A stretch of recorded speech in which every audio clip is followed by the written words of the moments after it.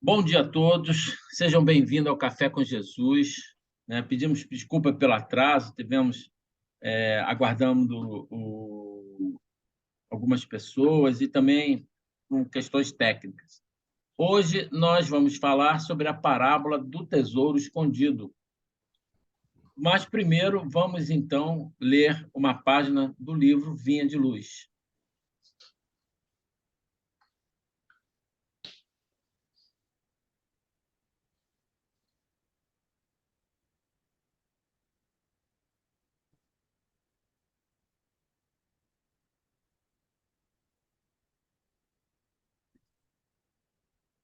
Apareceu aí?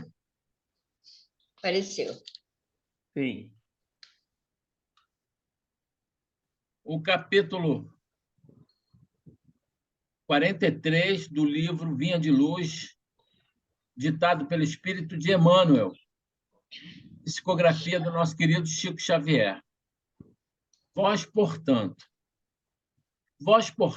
amados, sabendo isto de antemão, guardai-vos de que, pelo engano dos homens abomináveis, sejais juntamente arrebatados e descaiais da vossa firmeza. Né? Pedro, na segunda carta de Pedro, no capítulo 3, versículo 17. É legal, né? Muita gente não sabe que Pedro escreveu carta lá, que está lá no Evangelho, que João escreveu carta. Né? O pessoal só pensa que as cartas são só de Paulo, mas não. Tem carta de Pedro também. Aí Emmanuel nos fala: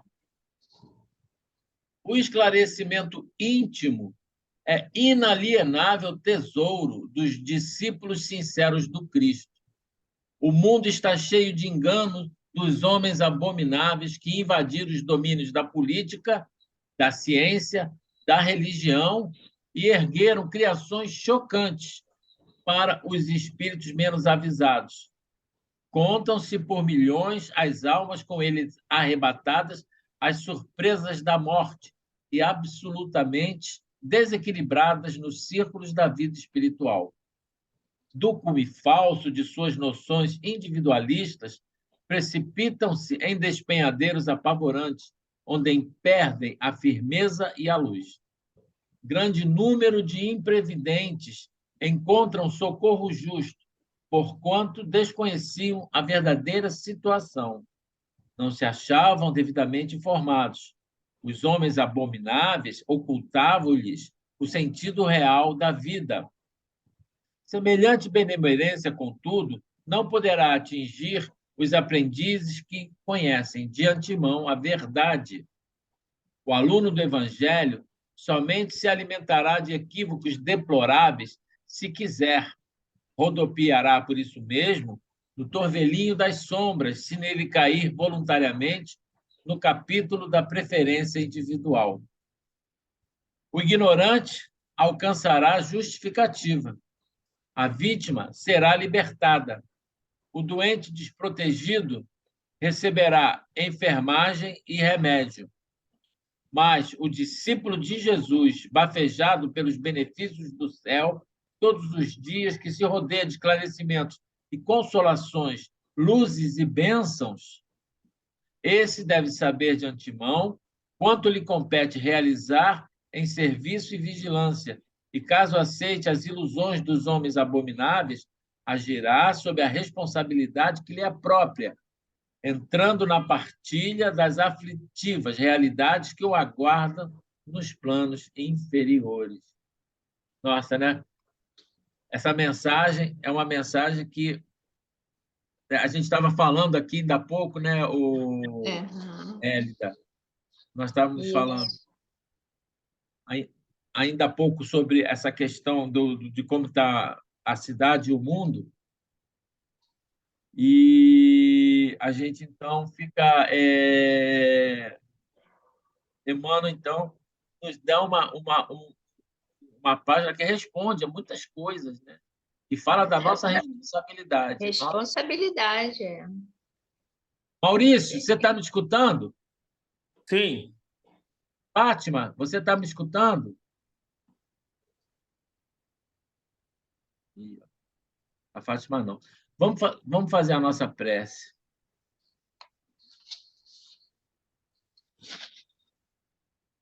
Fátima, abre o microfone. Só um minuto.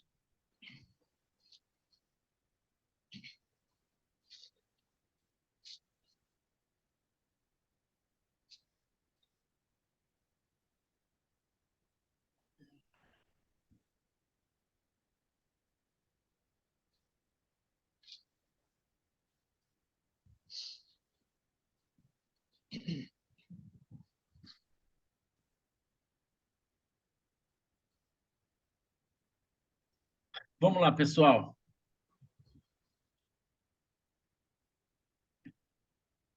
Peraí. Deixa eu avisar aqui.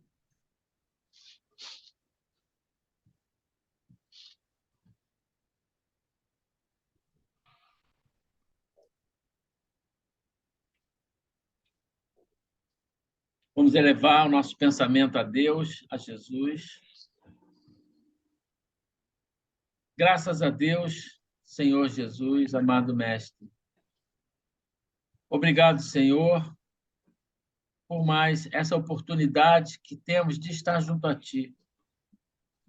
Agradecido, Senhor, pela nossa saúde, pelo nosso bem-estar, pela nossa paz. Rogamos a Tua bênção, rogamos a Tua inspiração através dos bons espíritos que possam estar conosco, auxiliando-nos neste trabalho.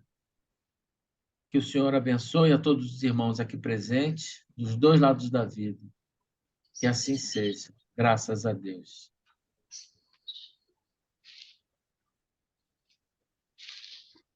Bom, pessoal, vou falar aqui com a Fátima, vou pedir para ela sair e entrar de novo.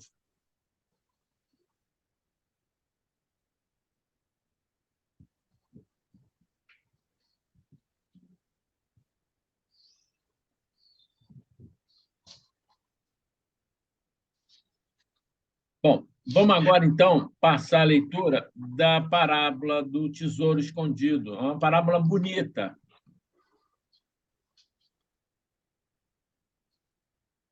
Uma parábola imensa.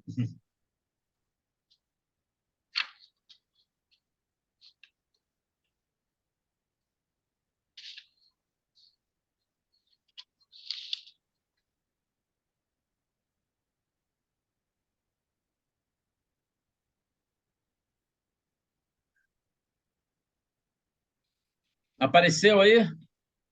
Apareceu. Então é o seguinte: parábola do tesouro escondido. A parábola está em Mateus, capítulo 13, versículo 44. O reino dos céus é semelhante a um tesouro que, oculto no campo, foi achado escondido por um homem, o qual, movido de gozo, foi vender tudo que possuía e comprou aquele campo. Acabou a parábola. O reino dos céus, vou repetir, o reino dos céus é semelhante a um tesouro que, oculto no campo, foi achado escondido por um homem, o qual, movido de gozo, foi vender tudo que possuía e comprou aquele campo.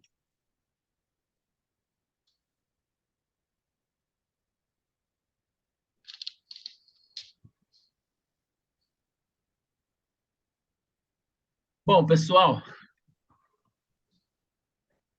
vamos lá. Vou fazer um breve relato da parábola. Jesus estava falando sobre o reino de Deus. Ele falou algumas parábolas.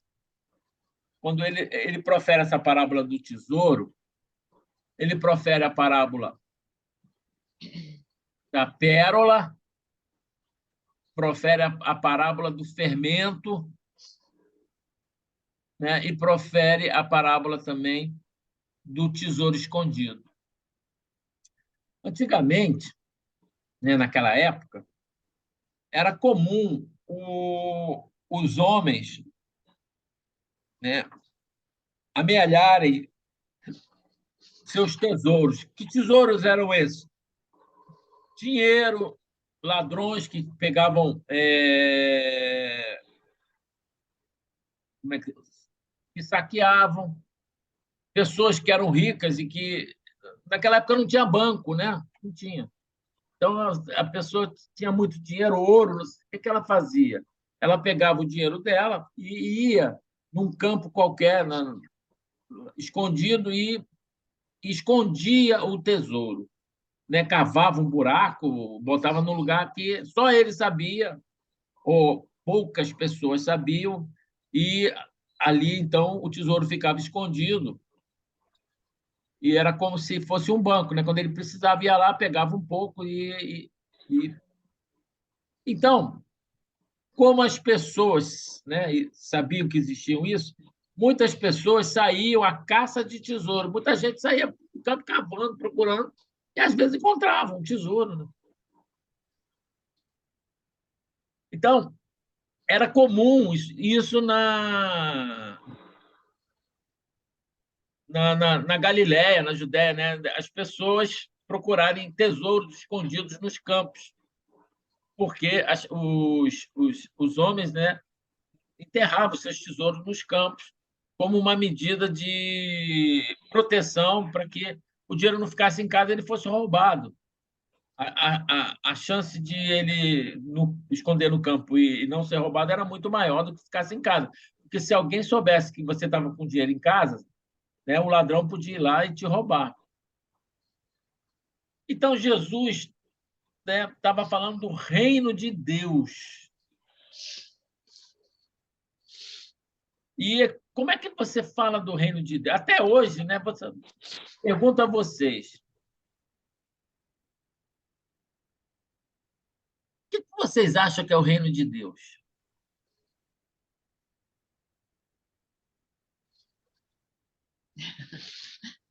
Fala para... Bom, é o local onde a gente vai encontrar, se nós estivermos em paz, nós vamos encontrar a verdadeira felicidade, né? Porque para mim a verdadeira felicidade é a paz de espírito, né? Acho que o reino de Deus é isso. Maurício, Seria o o que é o reino paraíso. de Deus para você? Seria o paraíso. Ah, O paraíso, meu amigo, é uma metáfora. Eu me sinto lhe informar.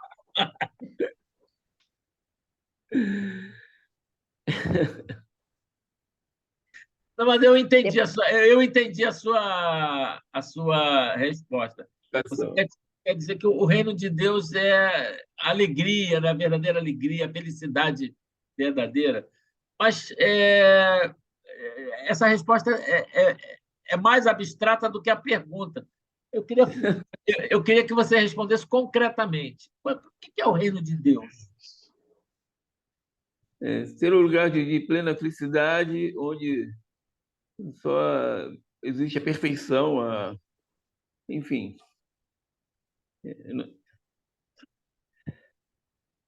Mas é por aí.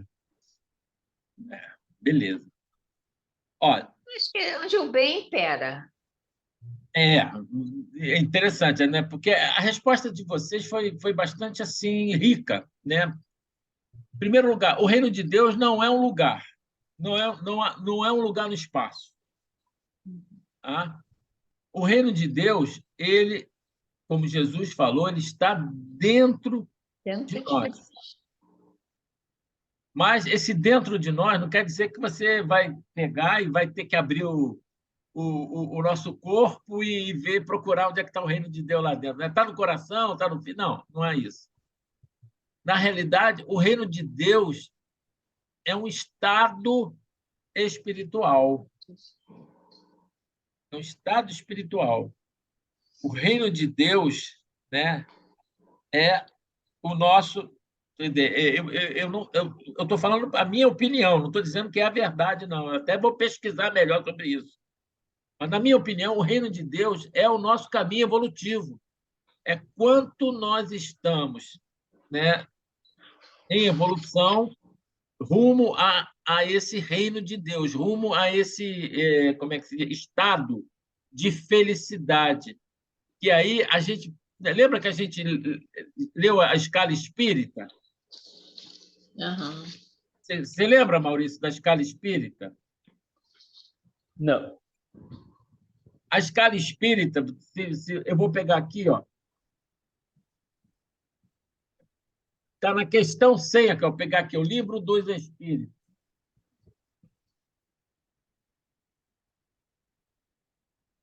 Na questão número 100. Eu vou pegar aqui, é mais fácil.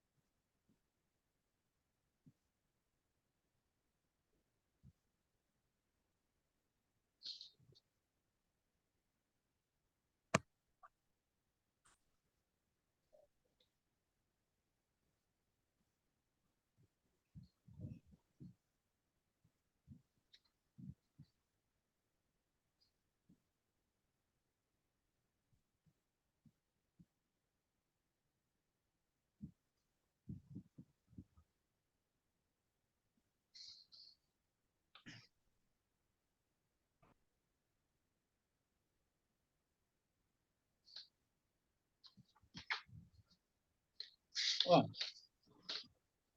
apareceu aí? Sim. Na escala espírita, nós temos a classificação dos espíritos segundo a sua evolução moral.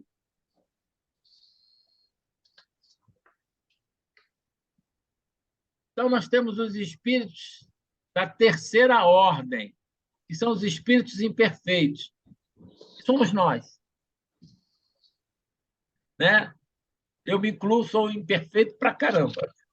Faço um monte de coisa errada. Mas estou procurando melhorar. Né? Eu acho que, então, somos nós estamos procurando melhorar. Dentro da terceira ordem, dos espíritos imperfeitos, nós temos subordens. Né? Ou melhor, classes. A primeira classe são dos espíritos impuros. Aqui, ó. Não sei se você consegue ver aqui. Os espíritos impuros são inclinados ao mal. Nós já não somos assim, nós não somos inclinados ao mal. A gente pode até fazer o mal, né? Mas não porque somos inclinados. Por um momento de fraqueza, por um momento de raiva, por uma omissão. De que são inclinados ao mal, de que fazem objeto de suas preocupações como espíritos. Dão conselhos pérfidos, sopram a discórdia e desconfiança e se mascaram de todas as maneiras para melhor enganar. Ligam-se aos homens de caráter bastante fraco para ceder às suas sugestões a fim de induzi-los à perdição. Então, eu acho que nós não estamos nessa classe. Nona classe. Hein? Vocês estão melhorzinho um pouquinho, né? Mas é para a gente aprender, nós estamos aqui para estudar também. A gente já foi assim, tá? Estamos evoluindo. Nona classe, espíritos levianos. Espíritos levianos. São ignorantes, maliciosos, irrefletidos e zombeteiros.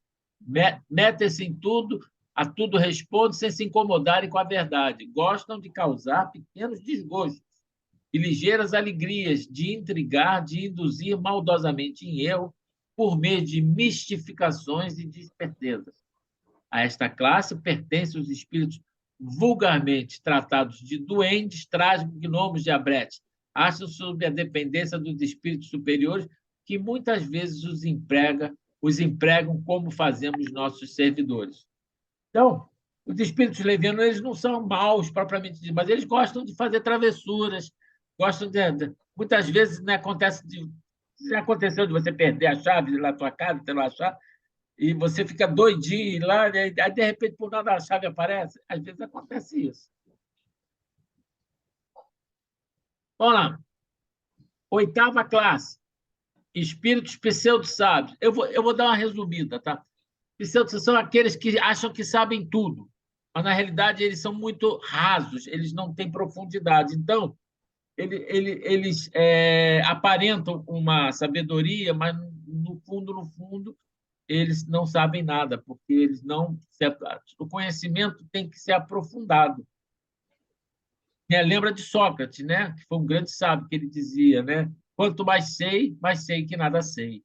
Ele era...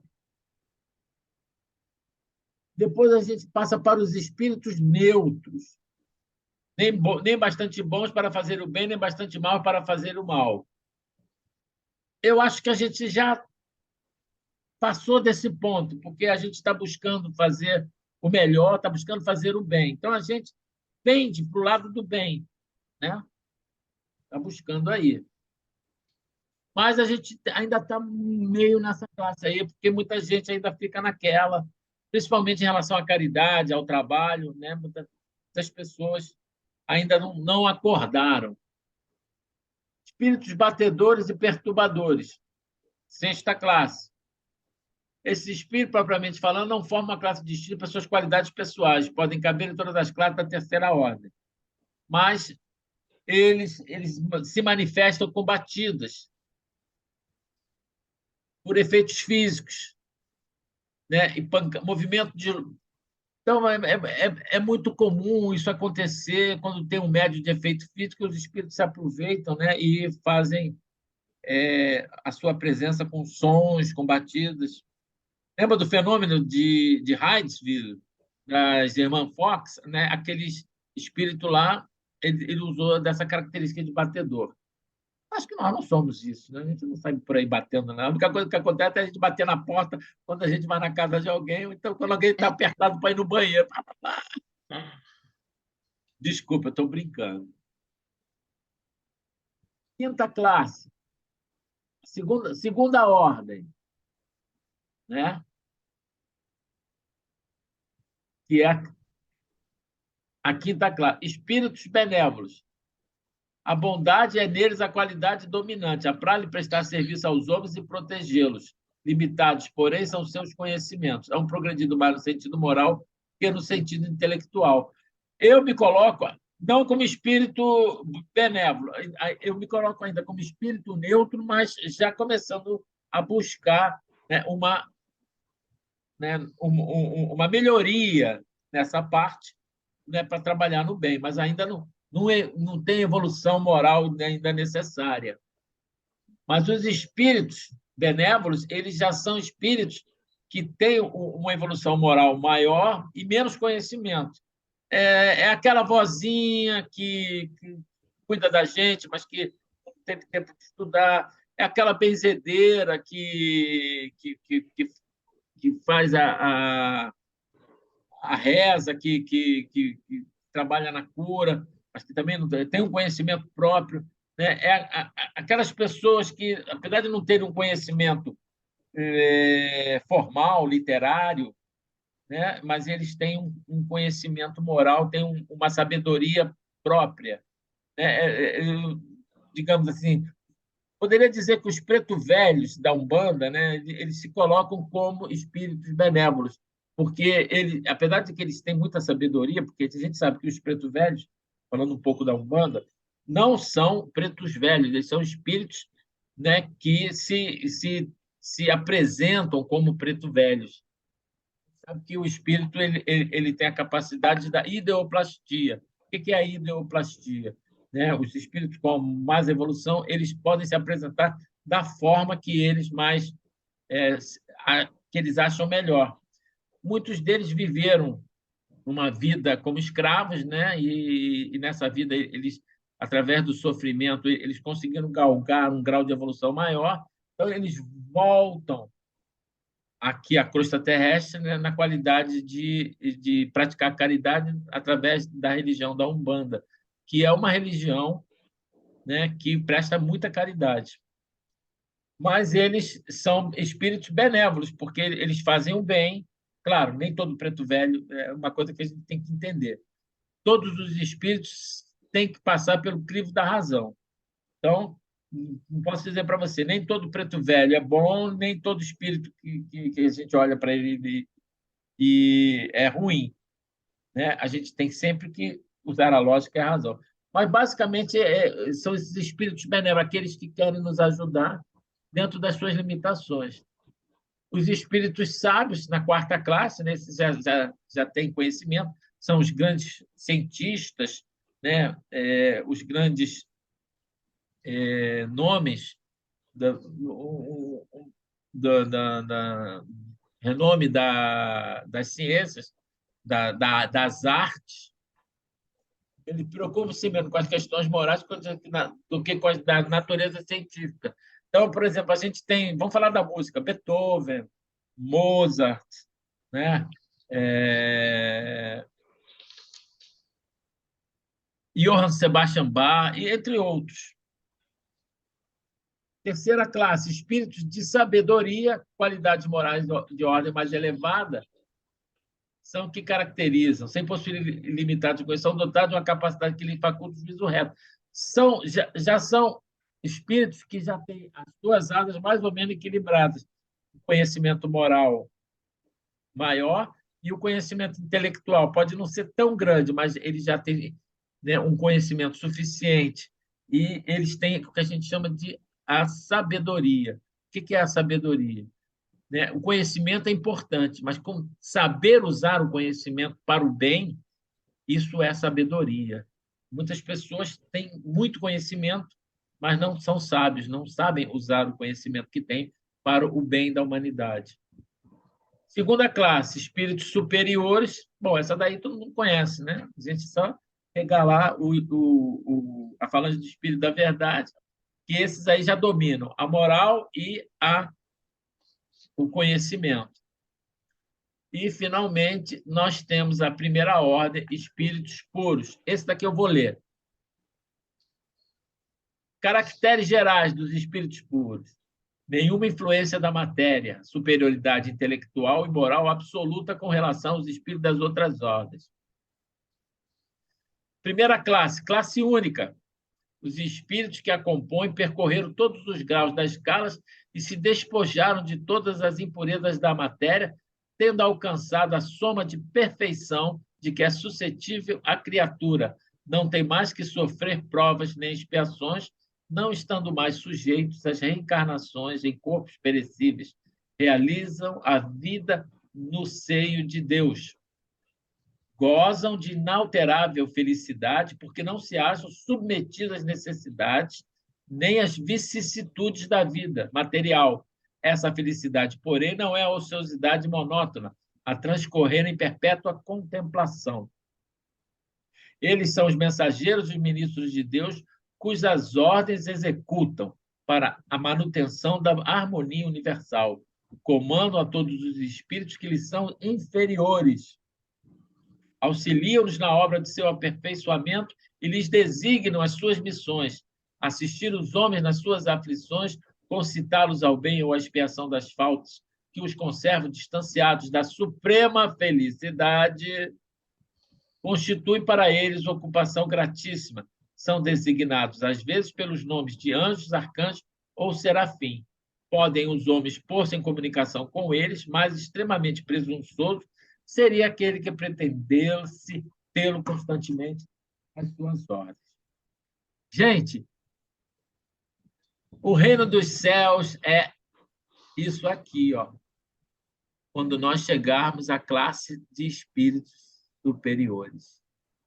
Porque lá nós estaremos na verdadeira alegria, no estado de gozo pleno, e estaremos contribuindo, né, como co-criadores, seríamos engenheiros siderais, seríamos anjos, arcanjos, serafins, trabalharíamos, né, e não estaríamos sujeitos às vicissitudes da matéria.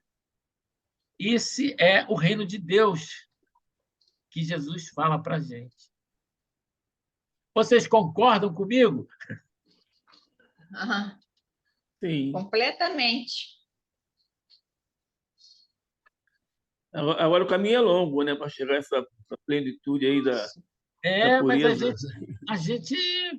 sabe, a gente tem tempo, a gente tem a eternidade toda para isso. Né? Por isso que Jesus fala do tesouro, porque isso é um tesouro que está dentro de nós. Nós fomos criados à imagem e semelhança de Deus. Uma das é, características de Deus, né, das suas aptidões, Deus é perfeito, perfeito. O que significa perfeito? Porque ele sabe tudo, tem tudo. E nós temos essa aptidão dentro de nós, a perfeição. Só que nós não somos perfeitos. Nós somos perfectíveis. Nós podemos nos tornar perfeitos. Podemos trabalhar a nossa perfeição. Entendeu? Não E isso, relativa, né? sim, Perfeição claro. relativa. Isso. Evidentemente que a gente não vai chegar nunca à perfeição de Deus, mas Absoluta, jamais. dentro do nível de evolução, você sabe, quando a gente chegar à classe de espíritos puros, a gente vai entrar numa outra classe que a gente vai estar lá embaixo. E tem um monte de outra de classe. E a evolução ela é contínua, existe desde sempre. E Jesus, então, fala para a gente, olha só, né? O reino de Deus é igual a um homem que descobre um tesouro no campo. Que campo é esse que Jesus está falando para a gente?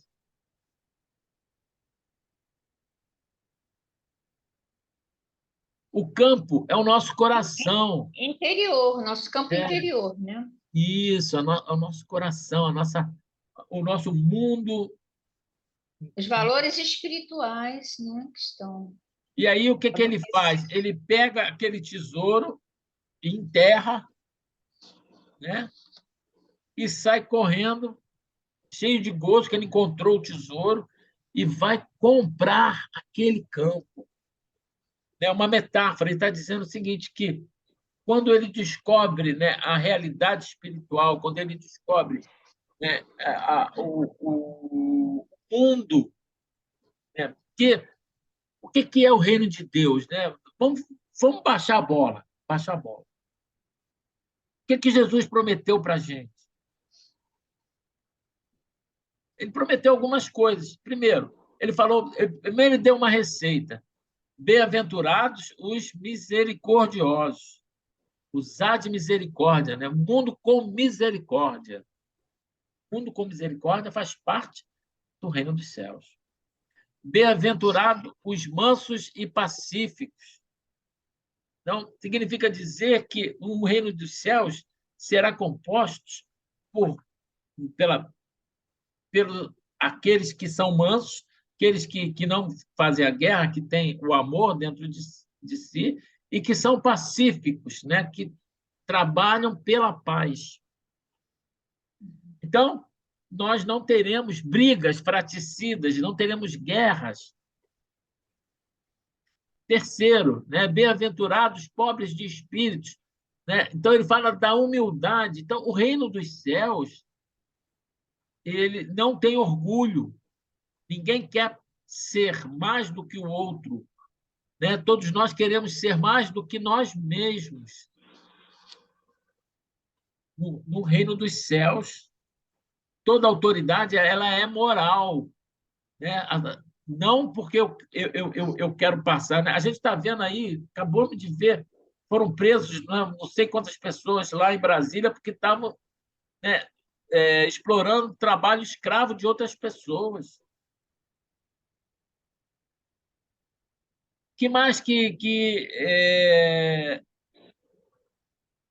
ele fala? Bem-aventurados sois vós quando lhe caluniam, injuriam, né, por minha causa, porque defendeis a verdade. No reino dos céus, nós, né, estaremos junto com a verdade. Né? A verdade estará dentro e diante de nós. Né? Nós conheceremos a verdade e a verdade nos libertará. Que verdade é essa? A verdade maior, o amor, né? O mundo espiritual, né? A realidade do universo, toda uma série de coisas que nós não temos ainda capacidade de compreender. Mas é um mundo de paz, é um mundo de amor, onde o forte, né, auxilia o fraco, onde o rico ele ajuda aquele que é mais pobre, onde todos se unem para combater a fome, a miséria, para combater, né, a doença. Esse é o reino. Né? Quando a gente baixa a bola, quando a gente desce aqui para o concreto, esse é o reino que Jesus está propondo para a gente. Ele fala para a gente assim: olha, vós sois deuses, vocês podem fazer isso, só depende de vocês. E esse mundo está batendo a nossa porta aí. Ele não vai aparecer, né? Como dizia um amigo nosso, muito querido, que falava assim, né? Não vai aparecer uma fada madrinha, uma varinha de condão, e vai fazer assim, plim, bater na sua cabeça e você vai virar abóbora. Isso não vai acontecer. Você vai ter que ralar. Quando eu falo você, eu digo eu, todos nós vamos ter que ralar para construir esse mundo no reino dos céus, que é o mundo da regeneração, que está batendo a nossa porta. Nós estamos na transição e a gente está vendo o que está acontecendo, porque tem muitos espíritos aí que não querem continuar, querem estar no poder, querem ter a ganância, querem acabar com as árvores, querem explorar, querem acabar com. Enfim, né? A gente está vendo aí. E a gente não quer isso, a gente quer um planeta para nós, queremos água limpa, queremos um clima, né, mais suave, melhor, queremos, né, um mundo com mais saúde, queremos um mundo mais justo. Esse mundo é um mundo que Jesus nos prometeu, esse mundo que ele nos propôs. O mundo de regeneração, o mal ainda vai existir, mas o bem prevalecerá sobre o mal. E é esse tesouro que Jesus fala nessa parábola. O tesouro, né? Ele fala do tesouro maior de Deus, mas a gente ainda está muito aqui embaixo. Estou baixando o nível, né, essa bola para que a gente possa entender que a gente tem que lutar pelo mundo da regeneração. A gente tem que. Como é que a gente vai lutar? A gente vai sair por aí batendo nos outros? Não. A gente tem que praticar aquilo que Jesus nos ensinou. Sermos mais amorosos, né? Lembra da caridade? Caridade, como é que é a caridade que Jesus, né? Como é que é a caridade que Jesus compreendia? Como é que ele compreendia a caridade? Está lá no Evangelho segundo o Espiritismo. Vocês lembram como é que é isso? Não? Então, vou falar para vocês. A caridade, segundo Jesus compreendia, a primeira letra é um BIP, BIP, BIP. Primeira letra, B, benevolência para com vossos irmãos, praticar a bondade, sermos bons, sermos benévolos, né? Fazermos todo o bem que nós pudermos fazer, sem olhar a quem, sem esperar, né, nenhuma resposta. Isso é ser benevolente, né? Imagina aqueles. Lembra dos espíritos benévolos? Espíritos bons. Nós temos que nos esforçar para sermos espíritos bons. Fazer todo o bem que pudermos, estiver ao nosso alcance. Segundo, do BIP, segunda letra I. I de indulgência. Sede indulgentes também para com vossos irmãos. Praticarmos a tolerância. Entender que o nosso irmão ainda não está no nível de compreensão nosso. Não, e não aceitar tudo dele, não, mas entender que muitas vezes ele está errando. Né? E às vezes a gente se cala, ou às vezes a gente releva, porque através da indulgência a gente vai trabalhando a nossa paciência e nós vamos compreendendo melhor o mundo, porque o mundo precisa de amor. Porque quanto mais violência for respondida com violência, mais violento o mundo será. O mundo só poderá mudar quando o amor puder estar instaurado. E a gente vai ter que... Lembra que Jesus falou da não resistência? Ele falou da lei da não resistência. Se alguém bater na sua face direita, ofereça-lhe a face esquerda. Se alguém lhe obrigar a lhe pedir o manto, dele também a capa.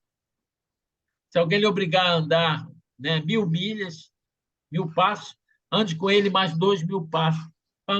Jesus fala para a gente que nós devemos, né, dar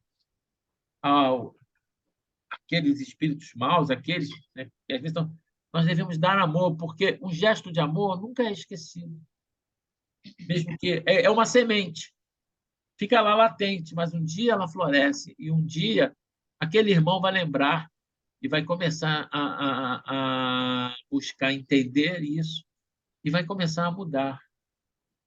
A indulgência tem a ver com paciência também, né, senhor? Sim, isso aí, paciência, paciência. E, por último, talvez a parte mais difícil da caridade, como Jesus entendia, entende, né? Jesus entendia, não, a entende, é o perdão das ofensas, que é aquela coisa que, quando alguém pisa no seu calo, né, pisa no seu pé, você começa a berrar, dá vontade que você tem de pisar no pé dele. É verdade, né? E a gente ainda está naquela. E eu falo por mim, né? Muitas vezes eu tenho dificuldade de perdoar, principalmente dentro da família nossa. Às vezes, né, os maiores problemas nossos são dentro da nossa família, mas nós temos que buscar trabalhar isso dentro de nós, porque através do perdão nós vamos estar cultivando a paz e nós não devemos desperdiçar a chance que nós temos enquanto estamos aqui, né, ombro a ombro com o nosso adversário, com o nosso irmão. E aí a gente vai estar construindo vai estar tomando posse desse tesouro que vai estar escondido no campo, que é o nosso coração. E para a gente tomar posse desse tesouro, nós temos que fazer por onde? Temos que fazer por onde. Não é fácil, não. Tem que cavar, tem que arrancar, tem que suar, né? Tem que pegar sol. Nós podemos, né, tomando posse desse tesouro, podemos ter a alegria verdadeira, o gozo incessante da paz do Cristo.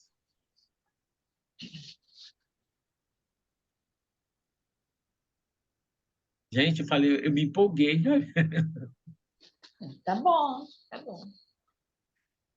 Mas é isso que eu acho, né?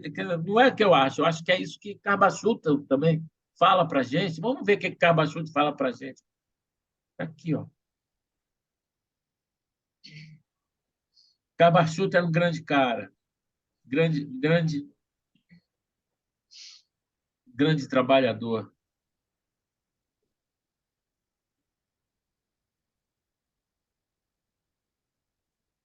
Apareceu aí? Sim. Então ele coloca aqui, ó, o homem tem resumido a sua tarefa na Terra a procurar tesouros, a achar tesouros, a esconder tesouros, a vender o que possui para comprar campos que contêm tesouros. Assim tem acontecido, assim está acontecendo. Ele está falando, né, do dia a dia. Para que trabalha o homem na terra? Para que estuda? Para que luta a ponto de matar o seu semelhante? Para possuir tesouros. Para da parte, né, do lado material da vida.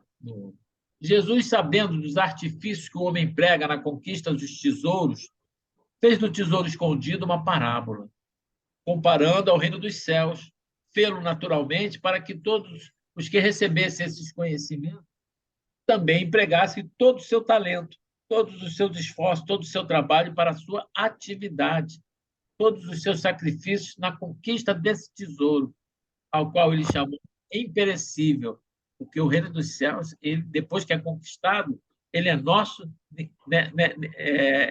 ninguém tira. Como é que é? Ele é meu, ninguém tasca, eu vi primeiro. É assim, né? Eu estou brincando, peço desculpa até aos espíritos, mas aqui é uma coisa assim mais caseira, né? A gente, quando consegue conquistar o reino dos céus, ninguém tira. É nossa propriedade, é nosso por direito divino. Fez do tesouro uma parábola comparando pelo naturalmente que recebesse, ao qual ele se chamou tesouro imperecível, lembrando que a traça e a ferrugem não o corrompem e os ladrões não roubam. Significa dizer que a gente não vai estar mais sujeito a esses tipos de problemas. O reino dos céus é um tesouro oculto ao mundo, porque os grandes, os nobres, os guias e os chefes de seitas religiosas não querem fazê-lo aparecer à humanidade, mas graças à revelação dos ensinos espíritos aos espíritos do Senhor. Hoje é muito fácil ao homem achar esse tesouro, mas difícil lhe pode ser vender o que tem e comprar o campo, isto é, desembaraçar-se das suas velhas crenças, do egoísmo, do preconceito, do amor aos bens terrestres, nosso caminho evolutivo, para possuir os bens celestes. Materializado como está, o homem prefere sempre os bens aparentes e perecíveis, porque os considera positivos. Os bens reais e imperecíveis, ele os julga abstratos. Né, Maurício? Lembra de ontem, da palestra de ontem? Ontem a gente falou sobre a verdadeira alegria. Linda. O Alexandre fez uma palestra incrível, muito legal. A parábola do tesouro escondido é a significativa e digna de meditação. O homem terreno morre e fica sem os seus bens. O homem espiritual permanece para a vida eterna e o tesouro do céu que ele adquiriu é de sua posse permanente. Vamos terminar aqui com as palavras de Carbachuto, para a gente meditar, refletir em nossa vida. Eu gostaria que vocês falassem um pouco, dessem a opinião de vocês, destacassem aquilo que vocês acharam melhor do que foi estudado, e se querem, se discordam de alguma coisa, pode falar, né? Se vocês acham que eu não concordo com o que eu disse, ou quiserem complementar, fiquem à vontade, meus queridos. Aqui, a casa é de vocês. Vamos começar pelo Maurício. Maurício, por favor. A mensagem é essa, é que acumulemos os tesouros imateriais, os tesouros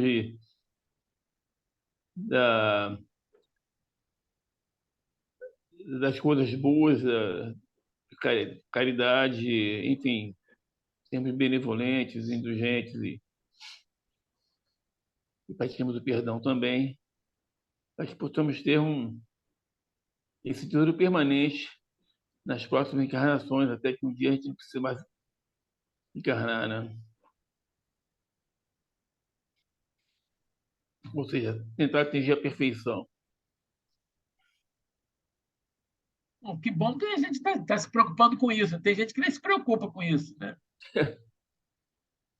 Tem gente que passa a vida, né, despreocupado. E a gente já começa a entender que a gente precisa trabalhar pelo nosso tesouro. E aí a gente começa a abençoar a doutrina espírita, né? Porque o que Carbachuto fala é que a gente não depende, né? Olha, vocês não dependem nem de mim, entendeu? Estou falando de mim, não que eu seja nada, não sou nada, mas não depende que ninguém fale para vocês. Se vocês tiverem acesso ao livro, ao estudo, vocês podem estudar e vocês vão ter um professor maravilhoso que é Kardec, né? Kardec era um professor emérito, era um gênio. E, além de Kardec, né, professores como Santo Agostinho, São Luís, Fenelon, né, o Espírito Jorge, que mais, né? Vamos ter Vicente de Paulo. Além disso, tem outros espíritos, né, que colocaram seu testemunho lá, que nos falam, né, da vida após a morte, nos dizendo, né, a felicidade e a infelicidade depois da morte. E é importante que a gente saiba disso para que a gente possa buscar o reino dos céus. Já é uma coisa incrível. Mais alguma coisa, Maurício? Não, só isso. Obrigado, Maurício. Élida, por favor. Foi tudo bem explanado, né? Está tudo bem. Agora, há 2000 anos, Jesus nos trouxe os ensinamentos, né? Ele nos alertou. Existe alguma coisa além disso aqui, dessa vida que vocês vivem aqui. né? Existe alguma coisa em outro lugar que vocês podem conquistar, sem ser essa vida limitada, né? Do material. Mas veio falando, né? Pela nossa dificuldade de entendimento, ele veio trazendo para nós através das parábolas, né? E nós, embrutecidos, estamos há 2.000 anos tentando lapidar e está difícil, né? Está meio difícil, é meio complicado, mas nós temos, além do ensinamento, aí veio a doutrina. Para quem tem acesso à doutrina, né, como você bem falou, veio nos ajudar a desvendar esses ensinamentos, né, que vieram assim, meio através das parábolas, né? Então, meio comparativos. Então, nós não temos desculpas, né? Não temos desculpa porque estamos naquela questão de que nos tem sido oferecido, né? Já foi oferecido o ensinamento. Então, nós vamos ser desculpados ou não vamos ser desculpados, não. O que é desculpa, né, que está no texto? Para aqueles ignorantes, né, os quais ainda não tiveram acesso a isso. Mas nós já sabemos que a doutrina nos trouxe essa explicação de que nós temos que nos esforçar para, através da nossa reforma íntima, nós conseguirmos chegar, né, a ter acesso a essa felicidade relativa do reino de Deus. Então, é muito bom, né? Todo ensinamento, toda vez que nós temos acesso a esses estudos, assim, é muito bom, porque nos faz lembrar, né? Então, vamos nos esforçar para ver se nós conseguimos esse tesouro que diz que é pessoal e intransferível, né? À medida que nós nos reformamos, nós estamos nos ajudando a todos que estão em volta e, quem sabe, vamos servir de exemplo para que o outro veja, goste e siga os nossos exemplos, né? É opção. Vamos nós. Ai, que Jesus esteja conosco e que esses anjos, esses querubins, todos esses que nós possamos merecer ter acesso, ter esse entendimento, porque eles estão sempre por aí, né? Mas é difícil a gente ter aquele momento, acho que só nas meditações, né? Só naquele momento muito íntimo, nós conseguimos ouvir essa vozinha deles que nos mostram tantas coisas boas, né? Mas que a gente só tem... Hoje em dia está difícil, porque nós só temos ouvidos e olhos para ver o que no início da live nós estávamos conversando. Então, o melhor é fechar os nossos ouvidos e os nossos olhos para esse mal da terra e tentar se conectar com o alto para ver se nós nos beneficiamos, né? E que Jesus possa estar conosco. Obrigada.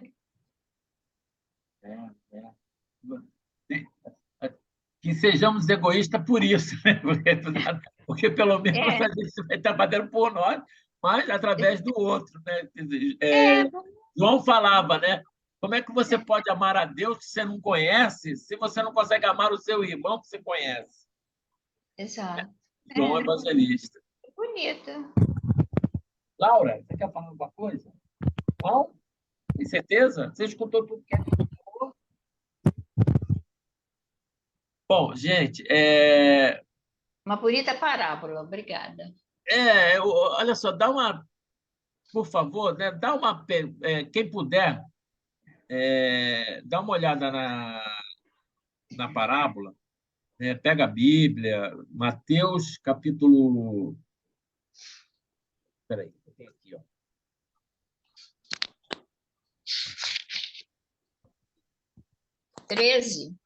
Treze, 44.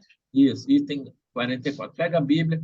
E aí, se alguém quiser ter quiser pegar, eu posso até mandar. Eu tenho esse livro aqui, ó. Esse livro aqui, ó. Parábolas e Ensinos de Jesus, de Karl Schutel. Tem outros livros também, mas a gente seguia por esse, né? E eu tenho ele PDF, gratuito, né? Que você pode pegar e acessar pelo computador ou pelo celular e ler. Ele tem bastante ensinamento. Ou, de repente, você procurar no YouTube alguma palestra que não seja a nossa, né? Para ver também como é que outros palestrantes espíritas falam sobre o reino dos céus, falam sobre a parábola do tesouro escondido. Né? Volto a dizer, não acreditem em nada do que eu falo. Vão lá e busquem na fonte original, que ali. Eu acho que cada um tem o seu entendimento, mas Claro, às vezes o que o outro fala desperta em nós uma coisa que nós nunca prestamos atenção. Então, isso é muito bom, esse diálogo, né? maravilhoso. É por isso que o Café com Jesus existe, né? Para a gente trocar, fazer essa troca tomando café, ó. Que coisa maravilhosa. Uhum. Batendo aquele papo. E tem o sentido da família, né? Que a família sentando na mesa, tomando café da manhã e batendo um papo. É uma coisa maravilhosa. Muitas pessoas, às vezes, não têm essa oportunidade de sentar Exato. e tomar um café da manhã em família. Bom, gente, o café com Jesus está terminando, né? Eu sei Isso. que eu fico triste, vou ficar com saudade de você, mas nós temos que seguir nossas vidas e já É marco o muito encontro, bom. já marco o encontro para o próximo mês, a gente estar junto novamente. Vou falar com a Fátima, tadinha, porque ela não conseguiu, mas aí depois eu vou mandar para ela o YouTube.